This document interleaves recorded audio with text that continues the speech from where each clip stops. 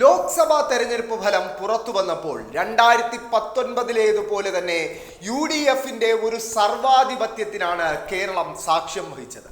2019 പോലെ ഒരു തരംഗമില്ലാതിരുന്നിട്ട് കൂടി UDF 20-ൽ 18 സീറ്റും വിജയിക്കുന്ന കാഴ്ചയാണ് നമുക്ക് കാണാൻ സാധിച്ചത്. UDFന്റെ ഒരു സിറ്റിംഗ് സീറ്റായ തൃശൂർ NDA പിടിച്ചെടുത്തുവെങ്കിലും ബാക്കി 18 സീറ്റിലും മികച്ച പ്രകടനമാണ് UDFന്റെ സ്ഥാനാർത്ഥികൾ കാഴ്ചവെച്ചത്. എന്നാൽ UDFന്റെ ഈ അപ്രതീക്ഷിത വിജയത്തിന് കാരണമായ 5 ഘടകങ്ങൾ എന്തൊക്കെയാണ് എന്നാണ് നമ്മൾ പരിശോധിക്കുന്നത്. ആദ്യത്തേത് സംസ്ഥാന സർക്കാരിനെതിരായ ഭരണവിരുദ്ധ വികാരം തന്നെയാണ്. സംസ്ഥാന സർക്കാരിനെതിരെ ശക്തമായ ഭരണവിരുദ്ധ വികാരം സംസ്ഥാനത്ത് നിലനിൽക്കുന്നു എന്നതിൻ്റെ തെളിവ് തന്നെയാണ് ഇത്തവണത്തെ ലോക്സഭാ തെരഞ്ഞെടുപ്പ് ഫലം. ഇത്തവണത്തെ ലോക്സഭാ തെരഞ്ഞെടുപ്പ് ഫലം പുറത്തു വന്നപ്പോൾ സംസ്ഥാനത്തെ നിയമസഭാ മണ്ഡലങ്ങളിൽ 110 ലീഡ് ചെയ്യുന്നത് UDF ആണ്. ഭരണകക്ഷിയായ LDFന് ലീഡ് നേടാൻ കഴിഞ്ഞത് വെറും 19 നിയമസഭാ മണ്ഡലങ്ങളിൽ മാത്രമാണ്. ഇതിനു പുറമെ 11 നിയമസഭാ മണ്ഡലങ്ങളിൽ BJP ലീഡ് നേടി എന്നത് ഏറെ ആശങ്ക ഉളവാക്കുന്ന മറ്റൊരു വസ്തുതയാണ്. സംസ്ഥാന സർക്കാരിനെതിരെ ഉയർന്നു വന്ന CPMനെതിരെ ഉയർന്നു വന്ന പല ആരോപണങ്ങളും മാധ്യമങ്ങൾ വലിയ രീതിയിൽ പ്രാധാന്യത്തോടെ റിപ്പോർട്ട് ചെയ്യുകയും CPMനെ കടന്നാക്രമിക്കുകയും ചെയ്തത് സംസ്ഥാന സർക്കാരിനെതിരെ ഒരു ഭരണവിരുദ്ധ വികാരം സംസ്ഥാനത്ത് വലിയ രീതിയിൽ രൂപപ്പെടാൻ കാരണമായി എന്ന് ഈ തെരഞ്ഞെടുപ്പ് തെളിയിച്ചു കഴിഞ്ഞു. കരുവന്നൂരും മാസപ്പടിയും പോലെയുള്ള വിവാദങ്ങൾ സംസ്ഥാന സർക്കാരിനും CPM എന്ന പാർട്ടിക്കും ഉണ്ടാക്കിയ ഡാമേജ് ചെറുതല്ല എന്ന് ഈ തെരഞ്ഞെടുപ്പ് ഫലം വ്യക്തമാക്കുന്നുണ്ട്. അതുകൊണ്ട് തന്നെ ഇത്തവണ സംസ്ഥാന സർക്കാരിൽ ഒരു അഴിച്ചുപണിക്ക് CPM തയ്യാറാകേണ്ടതുണ്ട് എന്ന് വിലയിരുത്തുന്ന രാഷ്ട്രീയ നിരീക്ഷകർ പലരുമുണ്ട്. എന്തായാലും സംസ്ഥാന സർക്കാരിനെതിരായ ഭരണവിരുദ്ധ വികാരം CPMന്റെ ഈ ദയനീയ പരാജയത്തിന് ഒന്നാം കാരണമായി നമുക്ക് എടുത്തു പറയാൻ സാധിക്കും. അതുതന്നെയാണ് UDFന്റെ വിജയ കാരണങ്ങളിലും ഒന്നാമത്. രണ്ടാമത്തെ കാരണം എന്ന് പറയുന്നത് ന്യൂനപക്ഷ വോട്ടുകളുടെ ഏകീകരണമാണ്. നമുക്കറിയാം 2019 ഇപ്പോഴത്തേതിന് സമാനമായ ഒരു നിലയിൽ ന്യൂനപക്ഷ വോട്ടുകളുടെ ഏകീകരണം UDFന് അനുകൂലമായി ഉണ്ടായിരുന്നു. അതുകൊണ്ട് തന്നെയാണ് അന്ന് 20-ൽ 19 സീറ്റും UDF വിജയിക്കുന്നത്. ഇത്തവണയും അത്തരത്തിലൊരു ഏകീകരണം ന്യൂനപക്ഷ വോട്ടുകളിൽ, പ്രത്യേകിച്ച് മുസ്ലിം ന്യൂനപക്ഷ വോട്ടുകളിൽ UDFന് അനുകൂലമായ ഏകീകരണം ഉണ്ടായി എന്ന കാര്യം വ്യക്തമാണ്. നമുക്കറിയാവുന്ന പോലെ CPM വലിയ രീതിയിൽ മുസ്ലിം വോട്ട് ബാങ്കിലേക്ക് കടന്നു കയറാൻ ശ്രമങ്ങൾ നടത്തിയ ഒരു തെരഞ്ഞെടുപ്പ് കൂടിയാണ് 2024 ലോക്സഭാ തെരഞ്ഞെടുപ്പ്. പലസ്തീൻ വിഷയം മുതൽ യൂണിഫോം സിവിൽ കോഡ് വരെയുള്ള വിഷയങ്ങളിൽ ശക്തമായ പ്രക്ഷോഭ പരിപാടികളിലൂടെ സമസ്ത അടക്കമുള്ള സംഘടനകളെ കൂടെ നിർത്താൻ LDF പഠിച്ച പണി 18 ശ്രമിച്ചപ്പോൾ LDFന്റെ വോട്ട് ബാങ്ക് ആയിരുന്ന ഹിന്ദു വോട്ട് ബാങ്കിലെ ഒരു വലിയ ശതമാനം വോട്ട് BJPയിലേക്കും UDFിലേക്കും പോകുന്നതിനും അത് കാരണമായി എന്നത് ഒരു വസ്തുതയാണ്.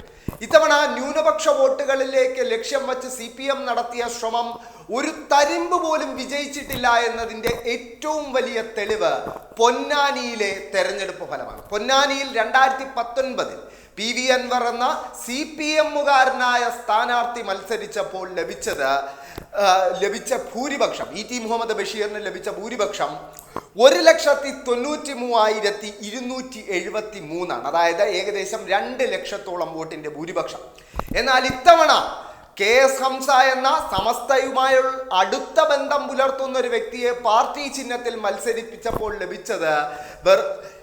ലഭിച്ച ഭൂരിപക്ഷം എന്ന് പറയുന്നത് സമദാനിക്ക് ലഭിച്ച ഭൂരിപക്ഷം 2,35,000 അതായത് ഏകദേശം 40,000-ഓളം വോട്ടിന്റെ അധിക ഭൂരിപക്ഷം ഇത്തവണ മുസ്ലിം ലീഗ് സ്ഥാനാർത്ഥിക്ക് പൊന്നാനി ലോക്സഭാ മണ്ഡലത്തിൽ ലഭിച്ചിട്ടുണ്ട് എങ്കിൽ അത് തെളിയിക്കുന്നത് സമസ്തയ്ക്കുള്ളിൽ ഒരു വ്യക്തമായ ഭിന്നിപ്പുണ്ടായില്ല എന്ന് തന്നെയാണ്. എന്തായാലും ന്യൂനപക്ഷ വോട്ടുകൾ ലക്ഷ്യമിട്ട് CPM നടത്തിയ ശ്രമം ഹിന്ദു വോട്ട് ബാങ്കിൽ, CPMന്റെ ഹിന്ദു വോട്ട് ബാങ്കിൽ ഒരു വിള്ളലുണ്ടാക്കി എന്നതിൻ്റെ തെളിവാണ് CPMന്റെ സിറ്റിംഗ് സീറ്റുകളായ നിയമസഭാ മണ്ഡലങ്ങളിൽ BJP നേടിയ 11 സീറ്റുകളിലെ ലീഡ്. ഇനി UDFന്റെ മറ്റൊരു വിജയ കാരണം എന്ന് പറയുന്നത് ഇടത് സ്ഥാനാർത്ഥി നിർണയത്തിൽ സംഭവിച്ച പിഴവുകളാണ്. ഇടത് സ്ഥാനാർത്ഥി നിർണയം ഇത്തവണ മികച്ച രീതിയിലായിരുന്നു പല മണ്ഡലത്തിലെങ്കിലും ചില മണ്ഡലങ്ങളിൽ അത് പാളിപ്പോയി എന്നതൊരു വസ്തുതയാണ് എന്ന് ഈ തെരഞ്ഞെടുപ്പ് ഫലം തെളിയിക്കുന്നുണ്ട്. അതിലാദ്യത്തേത് പാലക്കാട് ലോക്സഭാ മണ്ഡലത്തിലെ തെരഞ്ഞെടുപ്പ് ചിത്രമാണ്.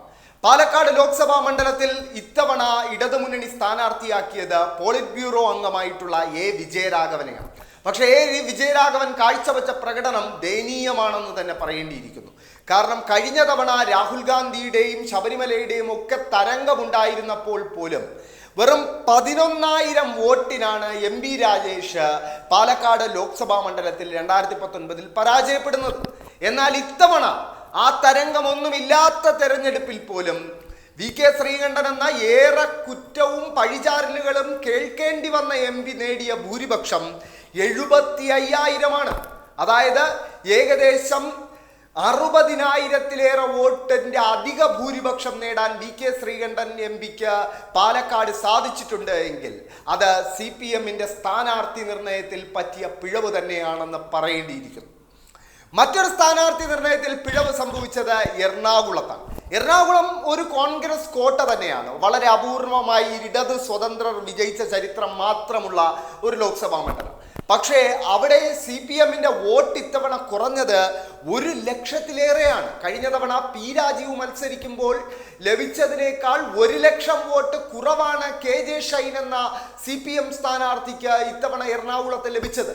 അതിനർത്ഥം KJ ഷൈൻ എന്ന സ്ഥാനാർത്ഥിത്വം ഒരു തെറ്റായിരുന്നു എന്ന് തന്നെയാണ് എന്ന് നിസ്സംശയം പറയാം. അതോടൊപ്പം തെറ്റിയ മറ്റൊരു സ്ഥാനാർത്ഥിത്വം കാസർഗോഡത്തേതാണ്. കാസർഗോഡ് MV ബാലകൃഷ്ണനായിരുന്നു CPM-ന്റെ സ്ഥാനാർത്ഥി. കഴിഞ്ഞ തവണ വലിയ തരംഗമാഞ്ഞടിച്ച തെരഞ്ഞെടുപ്പിൽ ന്യൂനപക്ഷ ഏകീകരണം വലിയ രീതിയിൽ കോൺഗ്രസിന് അനുകൂലമായി ഉണ്ടായ 2019 പോലും വെറും 40,000 വോട്ടിന്റെ ഭൂരിപക്ഷത്തിനാണ് ഉണ്ണിത്താൻ അവിടെ നിന്നും വിജയിച്ചു കയറുന്നത്. പക്ഷെ ഇത്തവണ ആ ഭൂരിപക്ഷം 1,00,000 കടന്നു.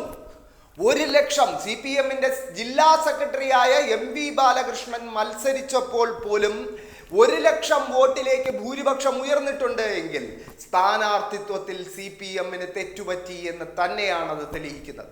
അതോടൊപ്പം കണ്ണൂരും ഇത്തരത്തിൽ സൂചിപ്പിക്കേണ്ടിയിരിക്കുന്നു. കണ്ണൂർ നമുക്കറിയാവുന്ന പോലെ സിറ്റിംഗ് MP ആയിട്ടുള്ള K സുധാകരൻ മുസ്ലിം ലീഗുകാരുടെ പോലും അതിർത്തിക്ക് പാത്രമായി നിൽക്കുന്ന ഘട്ടത്തിലും അദ്ദേഹത്തിന്റെ ഭൂരിപക്ഷം ഉയർന്നു.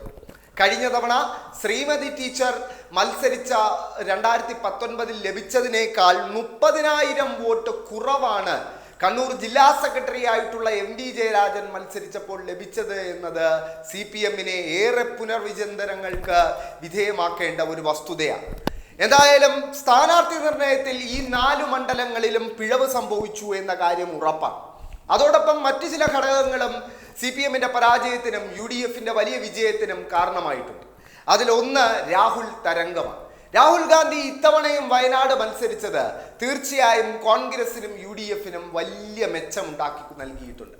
രാഹുൽ ഗാന്ധി അടുത്ത പ്രധാനമന്ത്രി ആയേക്കാമെന്നും രാഹുൽ ഗാന്ധിയാണ് നരേന്ദ്രമോദിക്കൊത്ത എതിരാളി എന്നുമുള്ള പ്രതീതി കേരള സമൂഹത്തിലെ ഒരു വിഭാഗത്തിനെങ്കിലും ഏതാണ്ട് ന്യൂനപക്ഷ വിഭാഗങ്ങൾക്കിടയിലെങ്കിലും അത്തരം ഒരു വികാരം ഉണ്ടായത് UDF-ന് വലിയ ഗുണം ചെയ്തു എന്നത് ഒരു വസ്തുതയാണ്. അതോടൊപ്പം UDF-ന് അനുകൂലമായ ഒരു BJP ഇതര വോട്ടിന്റെ ഏകീകരണം കൂടിയാകുമ്പോൾ UDF-ന്റെ സർവാധിപത്യ വിജയം യാഥാർത്ഥ്യമാണ്. BJP വിരുദ്ധ വോട്ടുകൾ UDF-ന് വലിയ രീതിയിൽ ലഭിച്ചതോടെയാണ് ഇത്തവണ തിരുവനന്തപുരത്ത് പന്ന്യൻ രവീന്ദ്രൻ എന്ന CPI-യുടെ ഏറ്റവും മികച്ച സ്ഥാനാർത്ഥിക്ക് പോലും വോട്ടിൽ കുറവുണ്ടായത്. എന്തായാലും ഇത്തവണ UDF വലിയൊരു വിജയമാണ് നേടിയിരിക്കുന്നത്. അവരുടെ ഒരു സിറ്റിംഗ് സീറ്റ് BJP പിടിച്ചെടുത്തു എന്നതൊഴിച്ചാൽ ബാക്കി 18 ലോക്സഭാ മണ്ഡലങ്ങളിലും മികച്ച വിജയം നേടാൻ UDF സ്ഥാനാർത്ഥികൾക്ക് സാധിച്ചു. എന്തായാലും CPM ഈ തെറ്റുകളെല്ലാം തിരുത്തി ഇതിൽ സംഭവിച്ച വീഴ്ചകൾ പരിശോധിച്ച് മുന്നോട്ട് പോകുമെന്നാണ് പാർട്ടി സെക്രട്ടറിയും സംസ്ഥാന മുഖ്യമന്ത്രിയും ഒക്കെ അറിയിച്ചിട്ടുള്ളത്. എന്തായാലും വരും തെരഞ്ഞെടുപ്പുകളിൽ CPM-ന്റെ പ്രകടനം എങ്ങനെയായിരിക്കും എന്നത് കണ്ടു തന്നെ അറിയേണ്ടിയിരിക്കും.